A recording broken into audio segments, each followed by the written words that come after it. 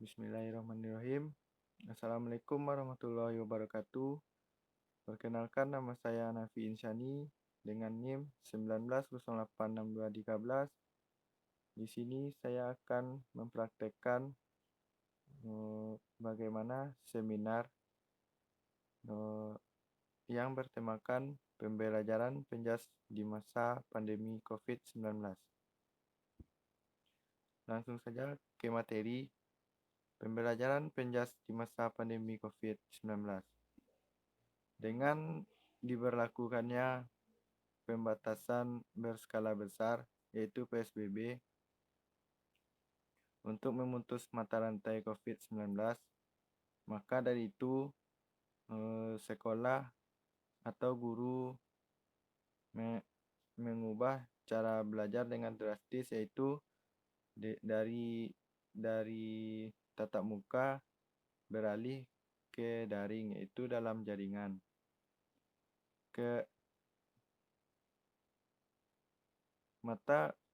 Hal ini sangat berdampak pada mata pelajaran penjas, yaitu pembelajaran penjas di sekolah kebanyakan praktek. Maka dari itu peran guru sangatlah penting untuk tercapainya pembelajaran yang baik, terutama di pembelajaran penjaskes.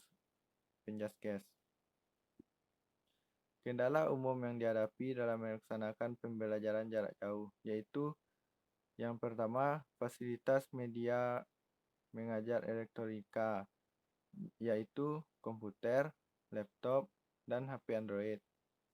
Tidak semua murid yang keluarganya mencukupi untuk memiliki fasilitas tersebut.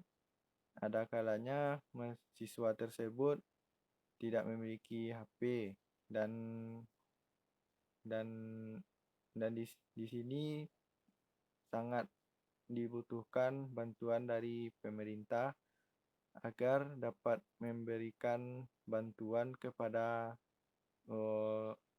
masyarakat yang tidak mampu untuk kepentingan sekolah anaknya, sehingga anaknya bisa berpendidikan dan bisa bersekolah seperti teman-temannya yang lain. Yang kedua yaitu tidak semua siswa mampu mengakses internet, dalam kurung tidak memiliki paket data. Dan ditambah lagi peran pemerintah untuk memberikan bantuan kepada siswa yang kurang mampu untuk membeli paket atau memberikan kuota gratis kepada siswa. Yang ketiga yaitu tidak dipungkiri bahwa terdapat juga guru penjas yang tidak mampu memanfaatkan media mengajar elektronik terbentuk hardware dan software dengan baik, atau guru olahraga tersebut dibilang gaptek, yaitu gagap teknologi. Hal ini memang mungkin terjadi karena tak banyak atau ada juga guru penjas gesrek yang sudah senior atau sudah tua, sehingga mereka agak gagap dalam menggunakan teknologi dan sangat dibutuhkan kepada seniornya untuk membantu guru tersebut, atau kepada anak dari guru tersebut untuk membantu ayahnya atau orang tuanya agar dapat mencapai pembelajaran yang baik. Yang keempat yaitu background guru madrasah yang pendidikannya tidak linier untuk mengajar pendidikan jasmani, olahraga, dan kesehatan, namun mendadak jadi guru penjas menjadi sebuah kendala karena sebagian dari mereka kurang memahami penjas gesrek, bahkan menghadapi pembelajaran Penjaskesrek merupakan mata pelajaran yang dianggap tidak penting. Hal ini sangat berpengaruh pada murid yang diajarkannya dan dan dan tidak menutup kemungkinan kalau murid tersebut kurang memahami materi atau mendapat materi yang baik. Yang terakhir yaitu akses internet yang terbatas di tiap wilayah. Misalnya di daerah pedalaman, sangat susah sinyal atau jaringan sehingga pembelajaran dapat terganggu. Selanjutnya, antisipasi guru. Guru melakukan antisipasi dengan cara eh, memberikan tugas kepada murid dan setelah memberikan tugas, misalnya memberikan tugas meringkas dalam satu cabur, misalkan sepak bola. Meringkas apa itu sepak bola, bagaimana cara mainnya, aturannya, lalu mempraktekkan teknik dasarnya seperti passing, heading, dan dribble kepada kepada siswa dalam bentuk video. Kelebihan penetapan e-learning yaitu yang pertama dapat diakses dengan mudah. Ya, karena jika ada data atau sinyal yang bagus dapat diakses dengan mudah.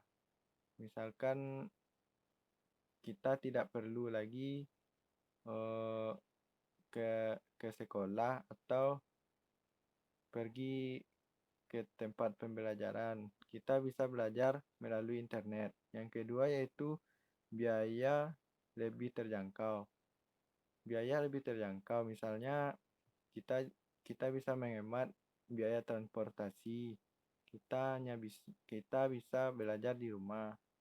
Yang ketiga yaitu waktu belajar fleksibel, yaitu kita bisa belajar kapan saja dengan jam dan waktu yang tidak ditentukan.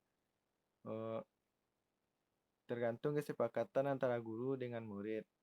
Jika guru ingin belajar tambahan, maka bisa dilakukan karena belajar penerapan di e-learning ini sangat fleksibel.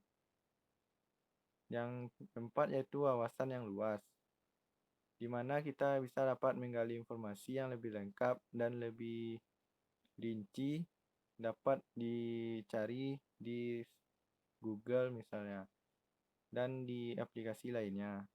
Selanjutnya, setelah kelebihan pasti ada kekurangan. Kekurangan penerapan e-learning itu pertama, pembatasan akses internet. Misalnya, lemahnya sinyal atau jaringan, bahkan tidak adanya paket data. Maka kita tidak dapat beraktivitas di internet karena keterbatasan jaringan. Yang kedua, berkurangnya interaksi dengan pengajar. Jika kita hanya sibuk belajar di rumah, maka kita melupakan yaitu interaksi. Interaksi sangatlah penting bagi pertumbuhan atau sifat dan sikap manusia, karena interaksi dapat mengubah sifat dan sikap manusia dan agar lebih baik, yaitu mendidik sikap dan sifat. Jadi peran guru sebenarnya jika dilakukan tatap muka yaitu membentuk dan memperbaiki sikap dan sifat muridnya. Jika jika guru dan murid pada masa pandemi tidak dapat bertemu secara tatap muka, maka peran orang tualah yang sangat berpengaruh untuk membentuk sikap dan sifat anaknya. Dan yang ketiga yaitu pemahaman materi. Pemahaman materi di dalam jaringan yaitu bukan bukanlah suatu hal yang produktif, karena murid sangat membutuhkan penerangan dari atau penjelasan dari guru. Yang keempat yaitu minimnya pengawasan dalam belajar. Eh, dengan canggihnya HP atau handphone, eh, siswa dapat belajar sambil bermain game. Misalnya, eh, membuka pelajaran sebentar, lalu kembali lagi ke game. Dan baiklah, hanya sekian yang dapat saya sampaikan. Mohon maaf jika ada kesalahan dan kekurangan. Saya mohon maaf. Saya akhiri. Assalamualaikum warahmatullahi wabarakatuh.